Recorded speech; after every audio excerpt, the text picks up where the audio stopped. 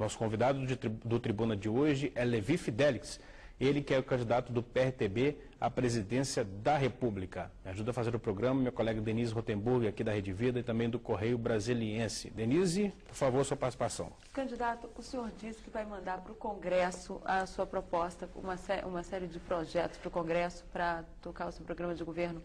Como é que o senhor espera que elas sejam aprovadas se o senhor não tem base no Congresso? O PRTB é um partido mínimo. Como é que o senhor vai fazer para governar e para atrair aliados para a sua proposta? Denise, o principal é que eu teria o suporte da população, em me elegendo o suporte do povo e o voto. E o Congresso será permeável na medida que este presidente, que assumir com respaldo popular, possa conjurar esforços no sentido de fornecer a que também as forças políticas possam dele participar. É muito mais fácil para um candidato que não tem hoje essa tal base, né, que você está exatamente dizendo aí, tão ampla, porque se hoje temos o PMDB com 90 deputados, vamos ser práticos, o PT com 90, os demais partidos na faixa de 60, 40, assim vai, você quando secciona-os, você tem uma parte que muitas vezes não faz maioria, então fica na oposição, e a maioria exatamente fica com o governo. Ora, com um partido menor, você possibilita muito mais, né, a que convide pessoas com bom padrão profissional e político que possam participar do seu governo. E as forças vivas da nação darão este respaldo sim, porque as ideias e os conceitos vigirão com certeza absoluta. Por exemplo, eu duvido que o Congresso não me aprove um projeto como esse, transformar o Bolsa Família, muito bem sucedido, em salário família. Por quê? É para o povo, né? Tira dos bancos e coloca na mão do povo. Eu duvido que o Congresso, por exemplo, não deixe aprovar uma proposta como essa minha, de eliminar os impostos sobre alimentos essenciais à vida. É um absurdo nós hoje pagarmos impostos, né, sobre arroz, feijão, leite, carne, e são impostos altos, 15%, 17%, 35%. Olha, na energia elétrica, gente, é 47%. Isso é um crime, não pode, não dá.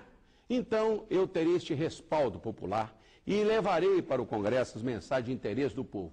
E esta base parlamentar virá com certeza absoluta. Mas vai ser no toma lá da cá, o senhor vai abrir cargos no seu governo, no seu hipotético governo, para partidos que queiram participar? O partido, Denise, representa o povo. O próprio nome diz, é parte do todo. O que é um partido? É parte de um todo, onde segmentos sociais são representados. O nosso partido, por exemplo, PRTB, né, que possui quase 1000 vereadores e prefeitos, 50 e poucos prefeitos, vice-prefeitos, 200 mil filiados, é parte desse poder, são 3 milhões de votos. Nós somos pequenos, estamos entre os 10 maiores do país hoje, e em ascensão, claro. Na próxima eleição nós devemos eleger entre 8 e 10 deputados federais, hoje com segurança um senador, temos um, né? Aliás, tínhamos até o ano passado, ele foi cassado, foi o Juvenil Alves. Muito bem. O que ocorre? Nós, então, somos um partido menor, mas em ascensão. Nós abrimos espaço para que as pessoas possam disputar nessas eleições. Na última eleição, por exemplo, para vereadores e prefeitos, nós tivemos 5.500 pessoas disputando mandatos e elegemos 10% delas. Quer dizer, foi a oportunidade que a democracia permitiu a que as pessoas pudessem participar do processo democrático. Então, o poder, né, ele tem que ser exatamente dividido entre as partes, né, do povo, que são os partidos. O partido ele é o interlocutor do povo. A democracia no país se faz representando-se através, né, do voto os seus parlamentares no executivo.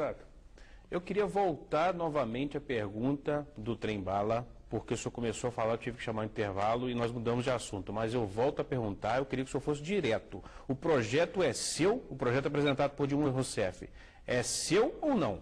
Todo mundo sabe que sim. Em 2000, Me conte aí, como é que foi apresentado? Vamos contar então. No final de 2002, tão logo o presidente Lula se elegeu, numa cerimônia pública, ao que tudo indica, me recordo bem, foi na sua própria diplomação.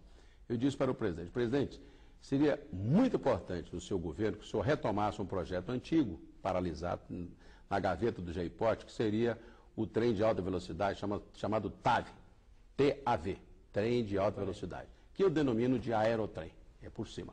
Se o senhor pudesse retomar este projeto, Rio-São Paulo, seria um marco, né, no seu governo.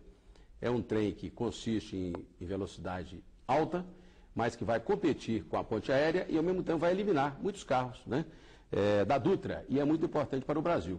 Falou, Fidelis, antes que termine o governo, nós vamos fazê-lo sim. Passou-se algum tempo, eu fui buscar, por recomendação dele também, a interveniência do ministro Anderson Adalto. Isso nos então, ministro meados, dos Transportes. ministro do Transporte, hoje lá prefeito.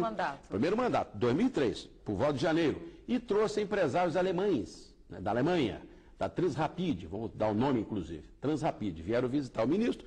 E nós então dissemos ao ministro que queríamos retomar um projeto abandonado pelo Fernando Henrique em 2008, né, em 98, que estava engavetado no GEIPOT, que era um grupo executivo de não sei o que, era um grupo de trabalho do Ministério do Transporte que fez e abandonou aqui. Queríamos retomar este projeto, estava simplesmente nulo.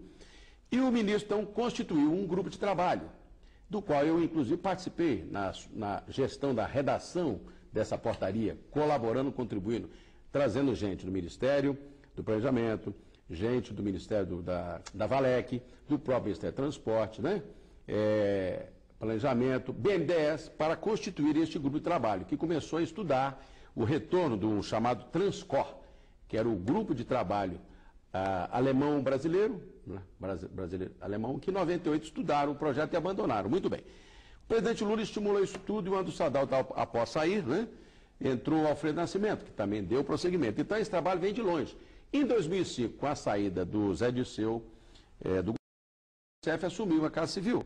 E, naturalmente, eu fui até ela, inclusive, requeri dela que o projeto estava lento demais e que retomasse o projeto via Casa Civil. Ela avocou a si esse projeto e os trabalhos realmente criaram dinâmica. Essa é a verdade verdadeira.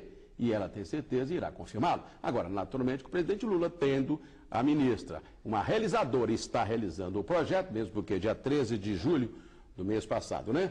Ele deu o lance final e definitivo para que até novembro esse projeto seja realizado a nível de leilão.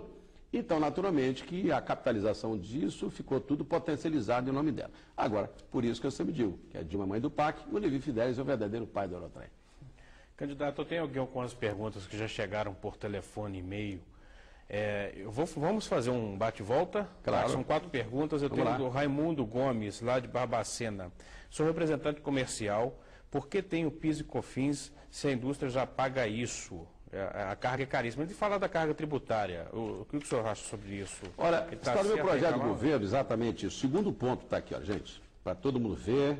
Propositura de mini reforma constitucional que envolve reforma do sistema financeiro, bancário, financeiro e tributário. Meu querido amigo de Barbacena, né? Isso. Bancário, financeiro e tributário. Esse país é o país que mais paga impostos do mundo. 39% a 40%. Se não reduzirmos, nós estamos pior do que no tempo que fizemos a revolução, meu querido amigo aí de Minas Gerais. Mineiro eu sou também de Butu, hein? Tiradentes fez a revolução no Brasil por muito menos, hein? Por 30%. Então imagine com 40%. Nós trabalhamos 150 dias por ano só para pagar impostos e tributos, a nível municipal, estadual e federal. Então a reforma tributária e financeira é importante e a financeira também, não é só tributária não, sabe por quê? Eu me lembro muito bem, lá em Minas Gerais, quando pequenininho, o papai cafeicultor, ele pedia todo mês assim, falava assim, meu filho, me mandava lá na Caixa Econômica, meu filho vai lá e vê quanto juro que rendeu a nossa conta corrente. E ia lá, o gerente falou, ó, rendeu tanto, não me lembro quanto, que era cruzeiro na época, tudo indica, muito bem.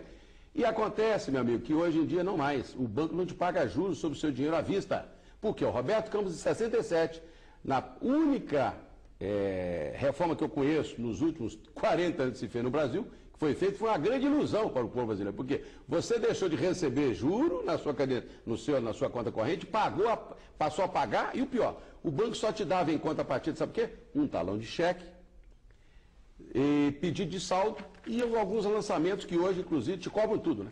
As taxas te cobram tudo, para você pedir saldo, te cobram para você acessar a internet, te cobram para tudo. Então, nós temos que fazer uma reforma financeira e tributária, e bancária especialmente. A relação entre o consumidor e o banco tem que ser mudada. O banco te manda para o Serasa e você não pode botar um banco no Serasa. Por que não, hein? Se o banco é um dos que todo mundo reclama de banco, nós deveríamos também lançar os bancos do Serasa, não? O Serasa de consumidor. Então nós temos que fazer, querido amigo de Barbacena, uma reforma tributária e a financeira também. Eu tenho a pergunta aqui, 2 perguntas. Uma pergunta sobre um tema só polêmico, São as perguntas de Adriano Luiz Dias e Gilberto Oliveira. O Gilberto é de Cachoeirinha, Rio Grande do Sul. Obrigado pela pergunta. Eles tocam em um ponto polêmico que não foge ao debate presidencial. Porque é um ponto, inclusive, que chegou ao Supremo Tribunal Federal. Eles perguntam, por mais que se fale, o Adriano, por mais que se fale em Estado brasileiro seja laico, o povo brasileiro é cristão. Estamos vivendo uma onda mundial de leis que vão contra os princípios cristãos. Qual a sua posição sobre o aborto? É a pergunta também do Gilberto Oliveira. O senhor é a favor ou contra? Sou católico, professo minha fé, sou realmente daqueles que acreditam que, afora o que temos de material neste corpo, fútil e vão, temos uma alma. E esta alma indelével está quando se nasce. E até antes. Então, por que matar? Olha, meu querido amigo, você sabe muito bem que esses candidatos que aí estão não estão assumindo essas posições claras. Sabe por quê? Não querem perder voto.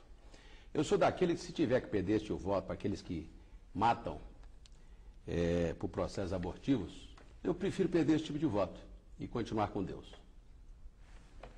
Candidato, agora só para passar para antes de passar para a Denise, só uma colocação aqui do Iório Neto de São Paulo. Ele está lembrando aqui que o senhor, apesar dos assuntos diversos, o senhor tem um mote na sua campanha que é o Aerotrem. Se o senhor não teria outros pontos a tocar, o senhor tem. O senhor tem oportunidade. Você sabe muito bem que o meu programa de governo, Leandro, está aqui elencado em 10 pontos, chamado Decálogo do Brasil para Frente. A oportunidade de falar. Claro. Então, com esse decálogo do Brasil para Frente, nós temos muitas coisas. Naturalmente que o Aerotrem, é um dos projetos que nós vamos elencar.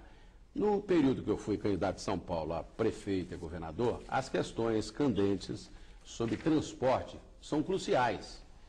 E, naturalmente, ficaram muito marcadas na minha vida, né? Mesmo porque, com 30 segundinhos, eu, com devido respeito ao saudoso Enéas, ele só falava que sou Enéas. Eu não, eu falava de alguma coisa, porque o transporte, a alimentação, a moradia, a educação são fundamentais, são basilares na vida do ser humano. E o transporte é uma delas, porque se você não tiver um transporte bom, você não pode ir nem para a escola, não pode trabalhar, né?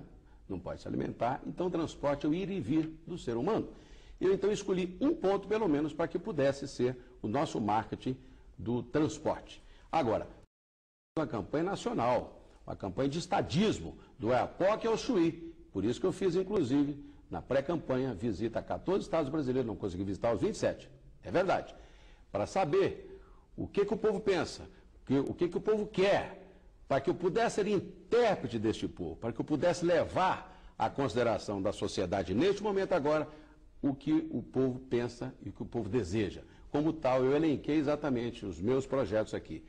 A reforma bancária e financeira, o projeto Brasil 21, que nós vamos falar um pouco mais adiante, que exatamente trata-se de um projeto espetacular para, em 21 anos, nós transformarmos esse país num país rico, porque nós vamos redistribuir renda através da poupança que a nação tem que depositar exatamente para todos que nascem nesse país, são donos dessa nação, os brasileiros, mas nós vamos dissecar um por um. Então, eu não me limito, querido, honestamente, apenas no tema que é do trem. O trem é importante, mas não é essencial para a vida brasileira. É dos temas e não apenas o tema.